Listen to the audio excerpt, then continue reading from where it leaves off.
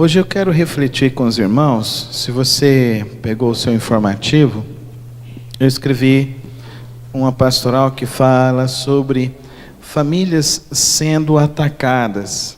Gostaria que você pudesse ler, refletir um pouco sobre esses 3 itens que eu coloquei aí. E eu quero mostrar para os irmãos os sérios ataques que nós estamos enfrentando em relação às nossas famílias. Nós precisamos realmente estar compreendendo o tempo que nós estamos vivendo. Esse foi o desafio do encontro que aconteceu sexta, sábado, aqui na igreja, falando sobre o marxismo cultural e essa revolução que marcha tentando destruir o evangelho e o cristianismo. Foi uma bênção, todos aqueles que puderam participar. Se você não veio, a partir de terça-feira os vídeos vão estar sendo disponibilizados no nosso site, para que você possa assistir. Você que veio possa repercutir, você que não veio possa tirar um tempo durante a sua semana para você ouvir o alerta que o pastor Ignaldo trouxe em relação ao marxismo que está sendo implantado cada vez mais dentro do nosso país. E dentro disso, então, refletindo, eu comecei a dizer e a chegar a algumas conclusões sobre o que essa vida está nos impondo. Então, essa nossa vida, esse nosso tempo, está impondo diversas ideologias contrárias à palavra de Deus. Destaco 2: a ideologia de gênero e a ideologia do homossexualismo, como sendo coisas normais e naturais.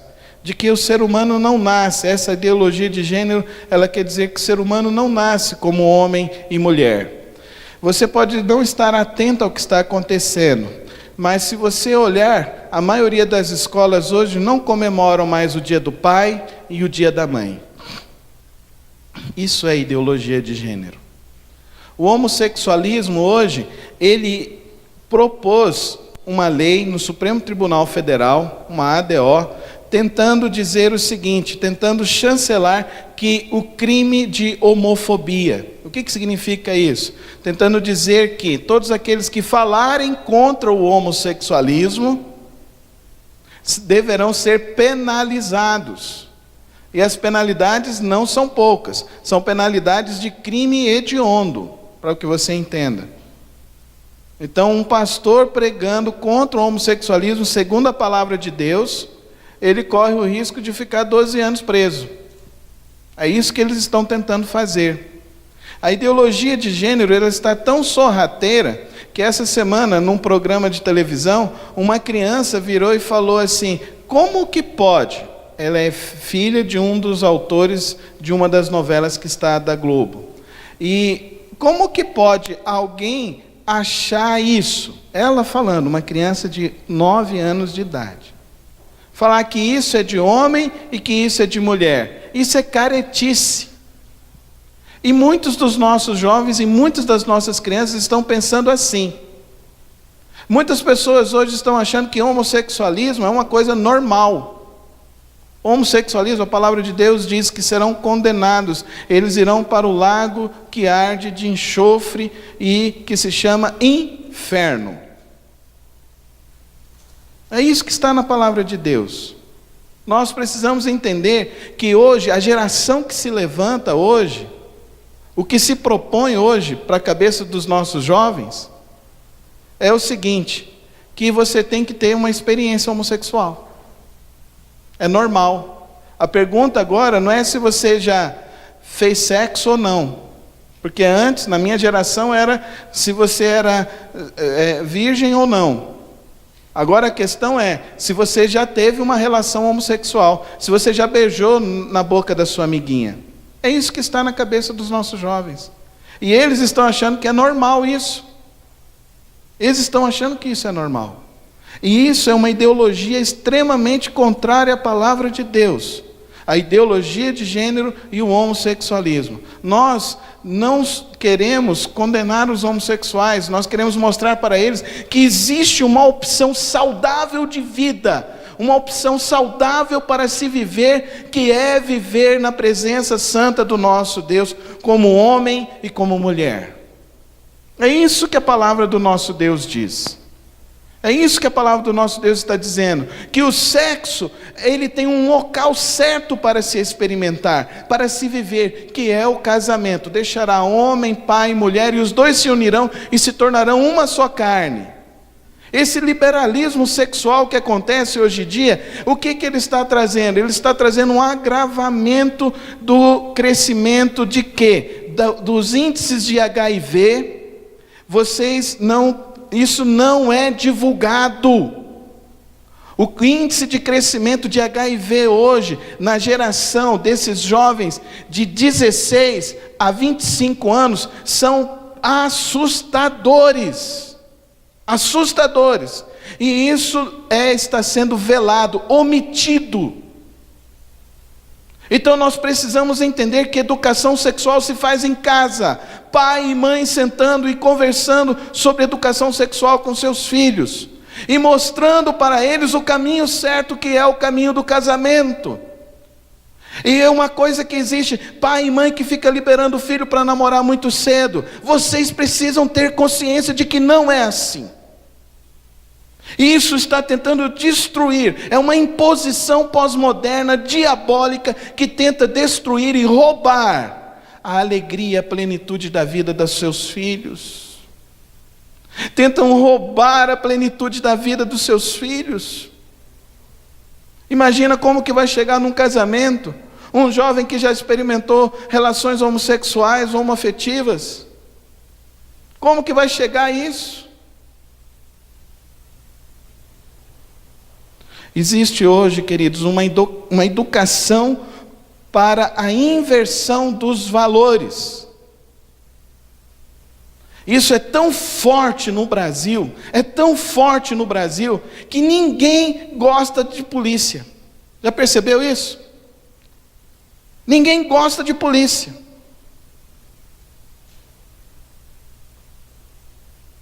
As pessoas hoje olham para policial e falam, é tudo corrupto. Só que não. São eles que fazem a nossa vigilância. Se não tiverem eles nas ruas, e agora estão tirando eles das ruas. A educação está sendo cada vez mais contrária.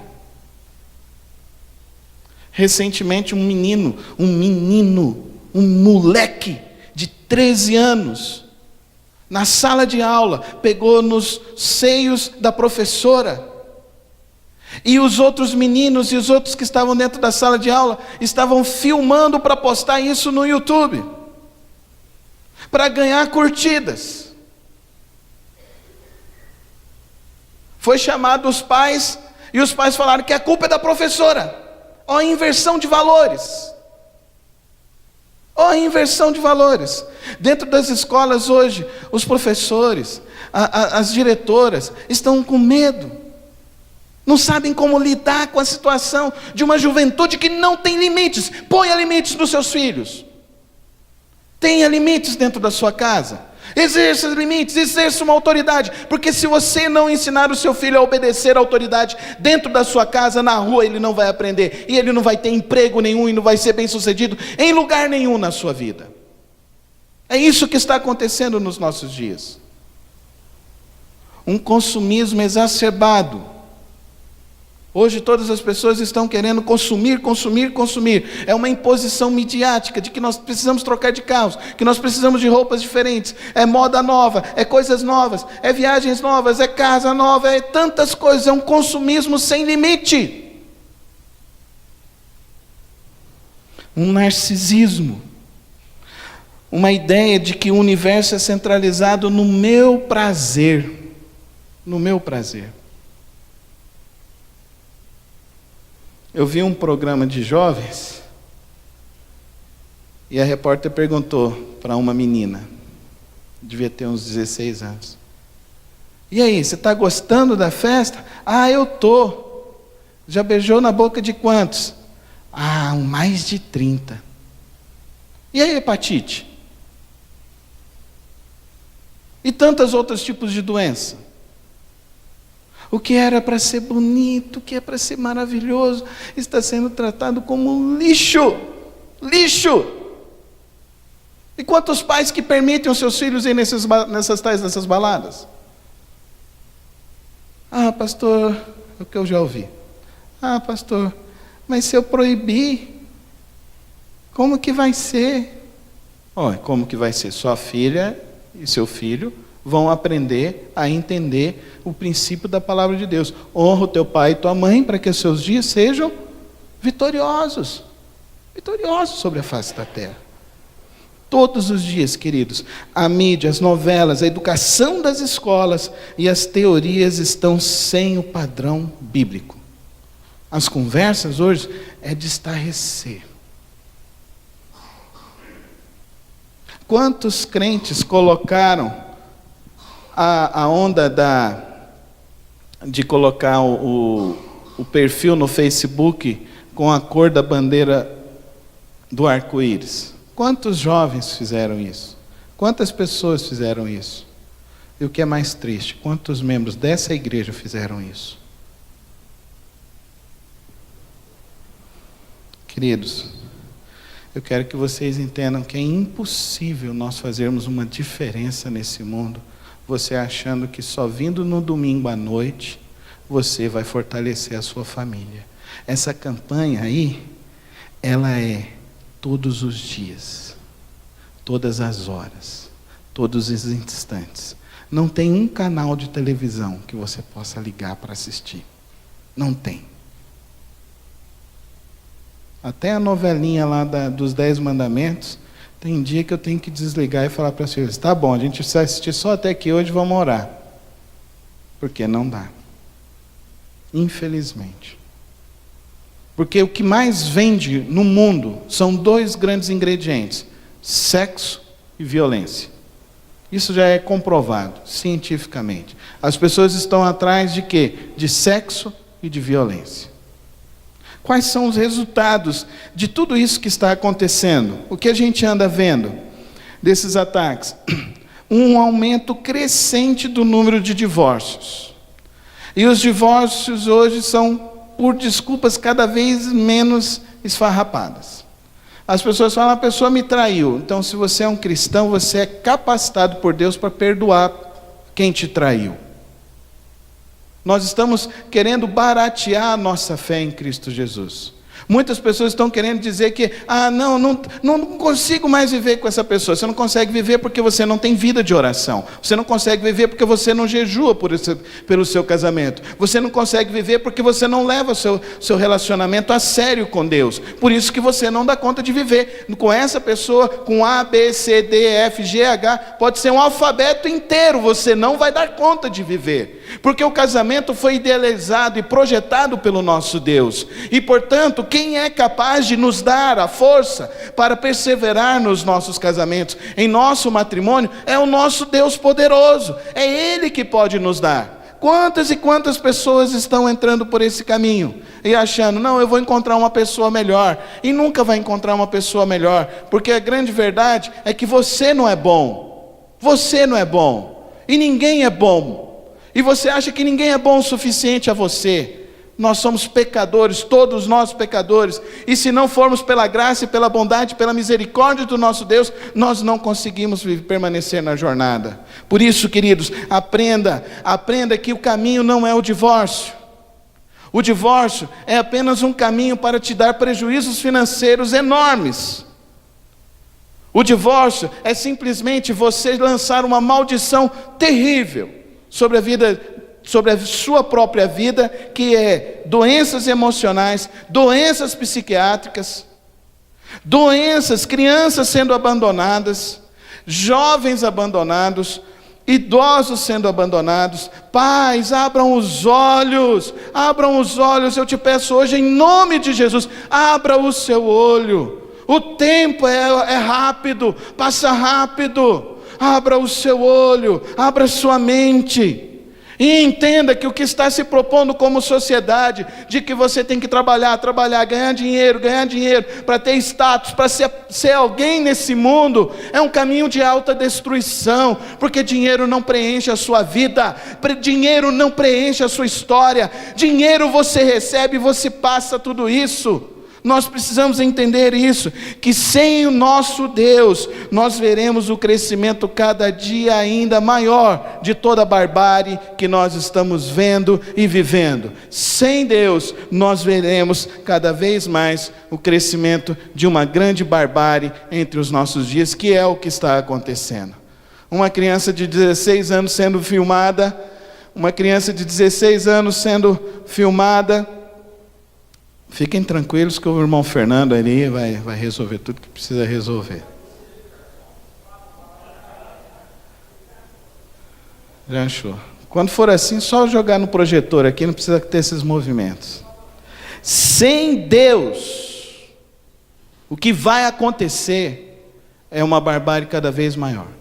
Sem Deus na tua vida, você corre o risco de perder sua família. E corre o risco de terminar sozinho a tua história. É isso que eu gostaria que os irmãos entendessem. E convido todos agora a ler junto comigo o Salmo 46. Vamos todos juntos. Deus é o nosso refúgio e fortaleza, socorro bem presente na angústia. Portanto, não temeremos.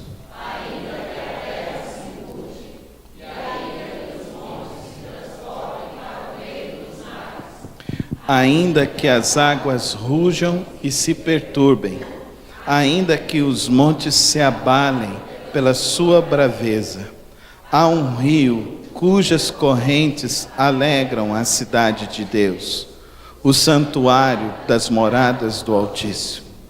Deus está no meio dela, não se abalará.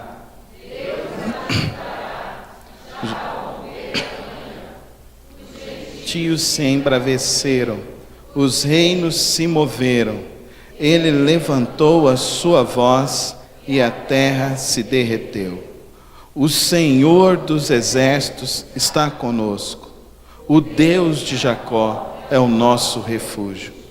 Vinde, contemplai as obras do Senhor. Ele faz cessar as guerras até o fim da terra. Quebra o arco e corta a lança. Queima os carros no fogo. Aquietai-vos e sabei que eu sou Deus. Serei exaltado entre os gentios. Serei exaltado sobre a terra. O Senhor dos exércitos está conosco. O Deus de Jacó é o nosso refúgio. Os homens leiam o versículo 11. O Senhor dos exércitos está conosco. O Deus de Jacó é o nosso refúgio. As irmãs leiam o versículo 11. O Senhor dos exércitos está conosco. O Deus de Jacó é o nosso refúgio. Eu confesso que às vezes eu fico muito preocupado. Fico angustiado de ver todo esse quadro que se sobressai sobre nós. Mas o que eu entendo é que precisa haver uma mudança. Uma mudança em como nós levamos nossa vida de família, como nós levamos nossa vida de igreja. E a principal mudança só poderá acontecer se de fato nós entendermos que o Senhor, o nosso Deus, é aquele que está conosco e é Ele que é o nosso refúgio. Essa é a minha base. Essa é a minha matriz de onde eu construo todas as outras coisas na minha vida, no meu ministério, na minha vida familiar. Deus está comigo. Deus é o meu refúgio. Deus está comigo. Você pode falar isso comigo? Deus está comigo. Deus é o meu refúgio. Se eu não tenho essa matriz, eu não tenho condição de vencer esses ataques. E então eu quero falar sobre 4 atitudes para ser vitorioso diante desses ataques que andam acontecendo. Primeira atitude que você precisa ter uma família consagrada a Deus. O que é ter uma família consagrada a Deus? Essa semana que passou, eu faço caminhadas ali no Parque Vaca Brava, e eu tenho um amigo, encontrei com ele lá, e nós estávamos conversando, e eu perguntei para ele, como é que você está? Como é que está a sua família? Como é que estão as coisas, tal, o seu trabalho? E no meio da conversa, eu falei para ele, como é que está a sua vida espiritual? Ele falou assim, Pastor Carlos, depois que aquela vez que eu ouvi o senhor falando, lá no programa de rádio, que a gente estava junto, que o senhor falou que tinha que ter culto na minha casa, eu comecei a fazer isso. E Pastor Carlos, a vida da minha família mudou. Esse foi o testemunho que eu ouvi. E o que mais eu preciso te dizer? Que você precisa estar consagrando a sua família. Você não pode permitir passar um dia sem ter oração na sua casa. Você não pode permitir passar uma semana sem ter um culto doméstico no seu lar. Você não pode passar uma sucessão de dias sem sentar para almoçar à mesa com a sua família, de ter um tempo com seus filhos, um tempo para estarem juntos, um tempo para louvar a Deus, um tempo para buscar a Deus, um tempo para buscar cada vez mais ao Senhor, querido. Não pode. Os ataques são diários, os ataques são grandes, os ataques são cada vez maiores, e eles tentam destruir a sua vida, tentam destruir a sua família, tentam destruir a sua casa. Os prejuízos serão enormes para você, serão enormes para os seus filhos. Dizem que foi feita uma pesquisa, eu não consegui encontrar essa pesquisa, mas eu estou em busca dela. Se alguém souber, pode me mandar para o meu e-mail. Mas existe uma pesquisa que foi feita com 1.000 estudantes nos Estados Unidos. 500 deles que passaram pela experiência do divórcio e 500 deles que tiveram uma família estruturada. Mesmo aos trancos e barrancos, tiveram uma família que não teve o divórcio, não experimentou o divórcio. E os dados são incríveis do que existe nesses que não passaram pelo divórcio. Os resultados que eles têm na faculdade, os resultados que eles têm nos relacionamentos. Você quer amaldiçoar o seu filho? Divorcie. Você quer acabar com a estrutura familiar? Divorcie. Largue mesmo da sua esposa. E traga então uma maldição sobre a vida da sua família. É muito egoísmo. É muito egoísmo. Nós precisamos então, para vencer isso, fazer o quê? Qual é o antídoto? O antídoto, meu irmão, minha irmã, o antídoto é um só. Mantenha o seu lar consagrado a Deus. Amém? Não permita pessoas e coisas que são contrárias à palavra de Deus. Quantas pessoas me dão desculpa? Pastor, eu não pude ir na igreja porque chegou alguém lá em casa na hora que eu estava saindo. Querido, se você não sabe ter opinião para estar do lado de Deus, você não é um filho de Deus.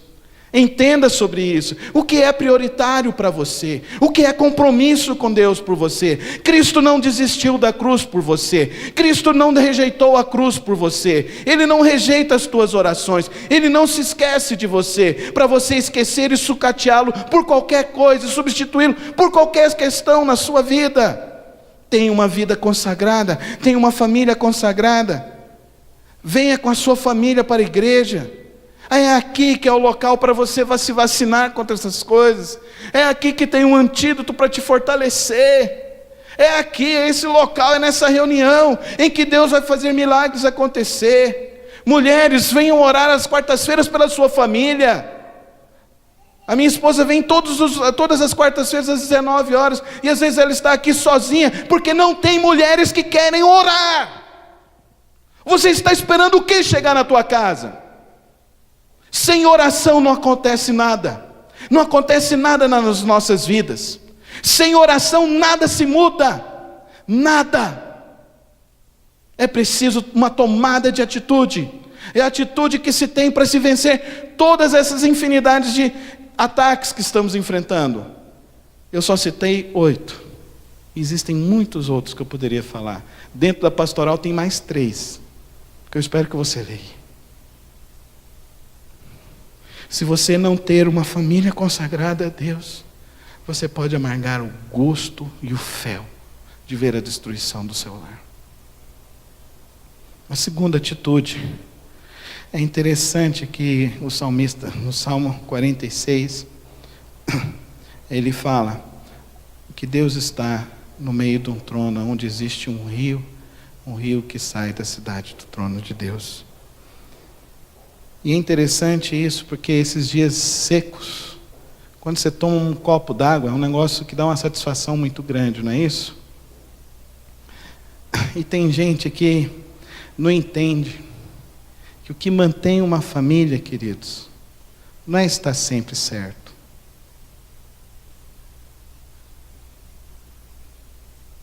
Não é saber as coisas certas e falar as coisas certas. O que mantém uma casa, uma família, é amor. E amor não é sentimento. Amor é atitude. É isso que o apóstolo Paulo fala em 1 Coríntios capítulo 13, no versículo 5 e 6, que o amor é paciente, é bondoso, não se importa inconveniente, tudo sofre, tudo espera, tudo suporta e tudo crê.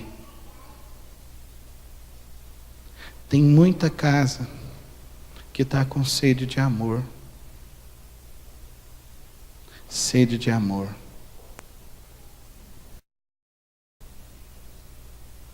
Eu fui pastor em São Paulo e uma vez eu estava na porta da igreja e chegou uma senhora e todos os domingos que eu a via, eu ia e dava um abraço naquela irmã, dava um abraço e falava: querida, que Deus abençoe a sua semana. E ela falou um dia para mim, deu o seguinte testemunho: que ela passava a semana inteira esperando chegar domingo para poder receber o único abraço que ela recebia na vida dela, que era ali na igreja, naquele domingo, que eu abraçava ela. E ela falava: e o Senhor é o único que me abraça nessa igreja.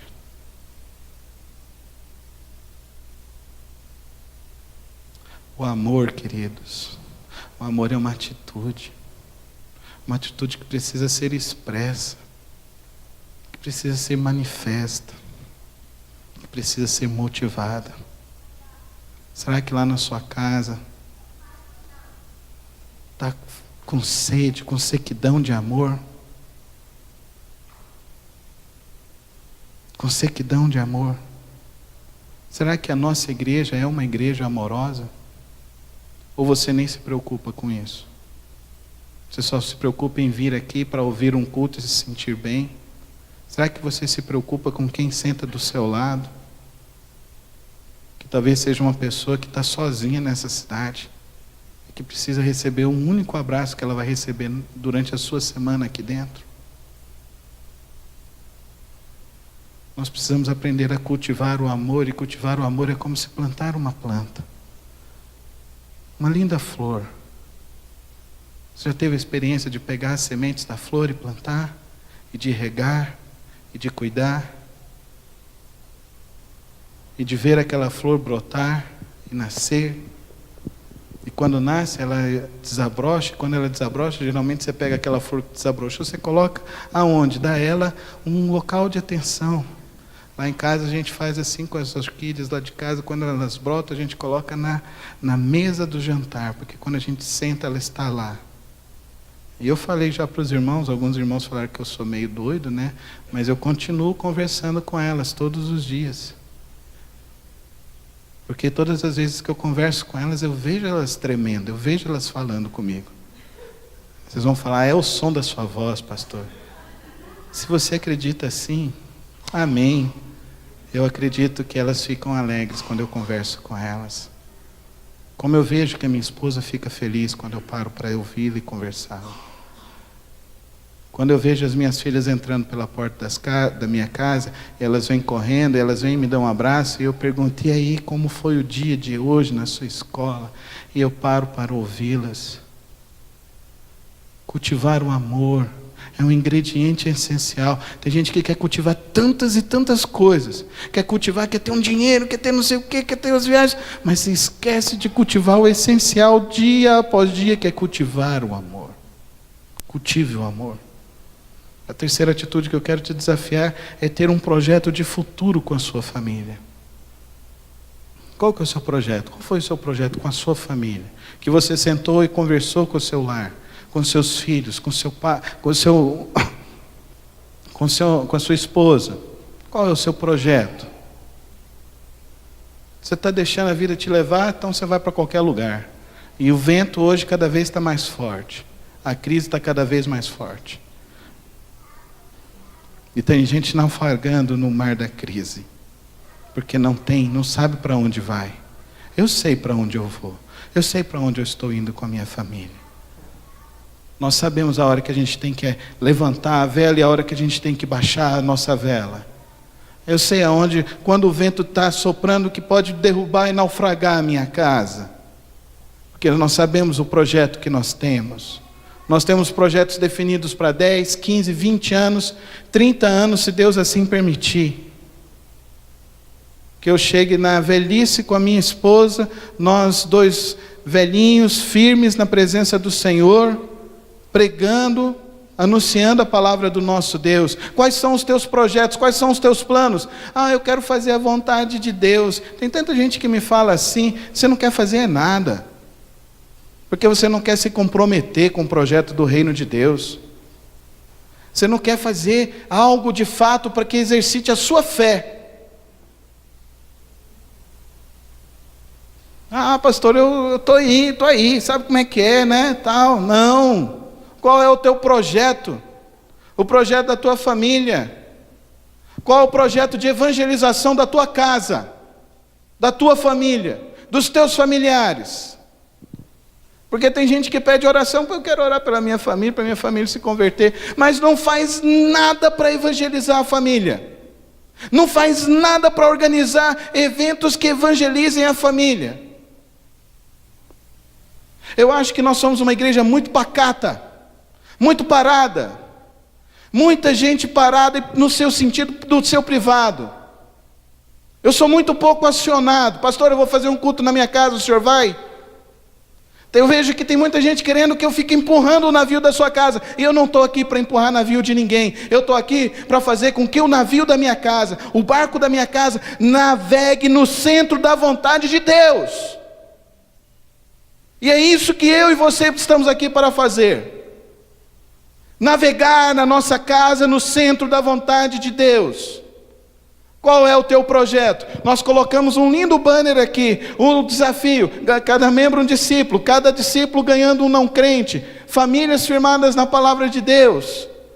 Depende isso de você também, não só de mim. Quem você está evangelizando? Quem você está buscando para ganhar? Qual é o seu projeto de família? Qual é o projeto da tua casa? Pastor, nós vamos comprar uma casa, nós vamos fazer uma viagem e tal, tá bom, são bons projetos. Só que você, como um filho de Deus, um discípulo de Deus, não pode se contentar com a mediocridade. Você precisa querer mais, amém? Amém? Você precisa querer mais. Você precisa ter estratégias. Você precisa ter suas metas. Para fazer com que a sua família caminhe no centro da vontade de Deus. A igreja investe numa agenda para que você saiba todos os eventos que vão acontecer durante o ano. E lutamos para fazer com que esses eventos aconteçam. Estabelecemos alvos e desafios. Por exemplo, você sabe que esse é o mês de consagração da sua igreja?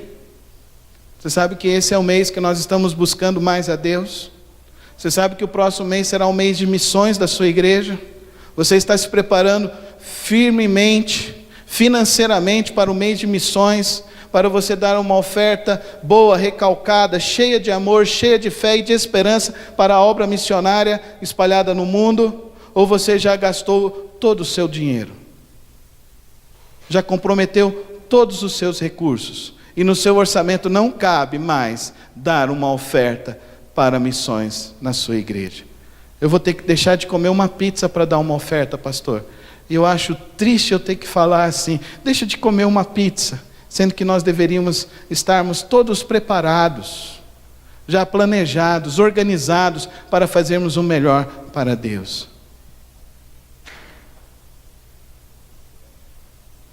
Qual é a atitude, meu irmão? Qual é o teu projeto?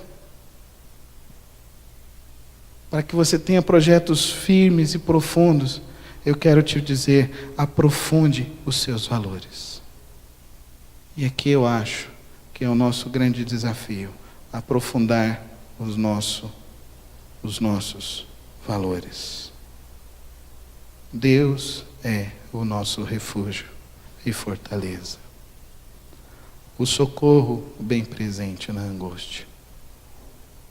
Portanto, não temeremos, ainda que a terra se mude e ainda que os montes se transportem para o meio dos mares, ainda que as águas rujam e se perturbem, ainda que os montes se abalem pela sua braveza. Há um rio cujas correntes alegram a cidade de Deus, o santuário das moradas do Altíssimo. Deus está no meio dela, não se abalará. Deus a ajudará já ao romper da manhã. Os gentios se embraveceram, os reinos se moveram, ele levantou a sua voz e a terra se derreteu. O Senhor dos exércitos está conosco, o Deus de Jacó é o nosso refúgio. Vinde e contemplai as obras do Senhor, que desolações tem feito na terra. Ele faz cessar as guerras até o fim da terra, quebra o arco e corta a lança, queima os carros de fogo. Aquietai-vos, pois, e sabei que eu sou Deus.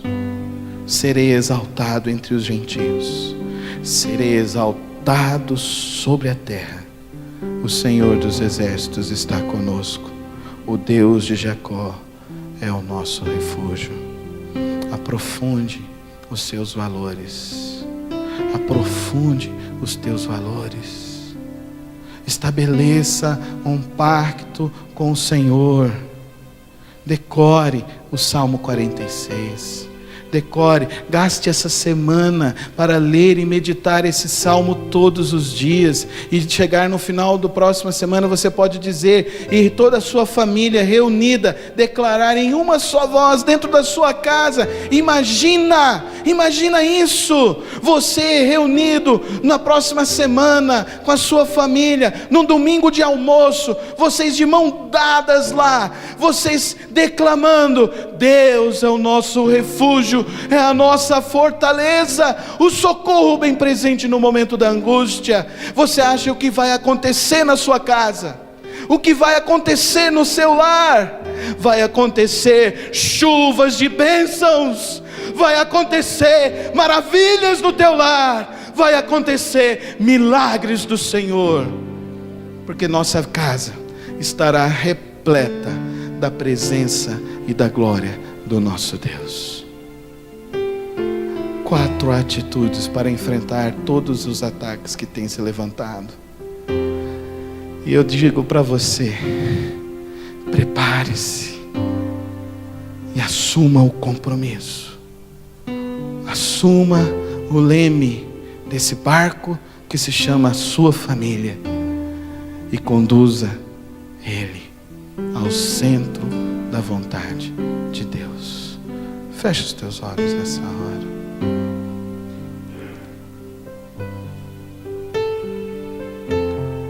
Talvez o inimigo vai agora querer incutir culpas nos corações. Não permita isso. Toma uma decisão e diz: Senhor, eu vou. Cria essa visão, essa imagem agora, de que na próxima semana você está com o Salmo 46 e você se levantando na sua casa e declarando o Salmo 46 na sua casa. E declarando com amor, com alegria, para você ver os rios de bênçãos que o Senhor vai derramar sobre você. Feche esses seus olhos e crie essa imagem. É você. Deus quer usar a sua boca. Deus quer usar você para fazer a diferença na sua família. Você para ser a sentinela da tua casa, o guarda da tua casa. Deus quer te usar. Deus quer te usar para que todos os restantes dos seus familiares cheguem-se aos pés pés da cruz de Jesus. É do menor aqui ao maior, é do mais pequenino ao mais experiente que está aqui nessa noite.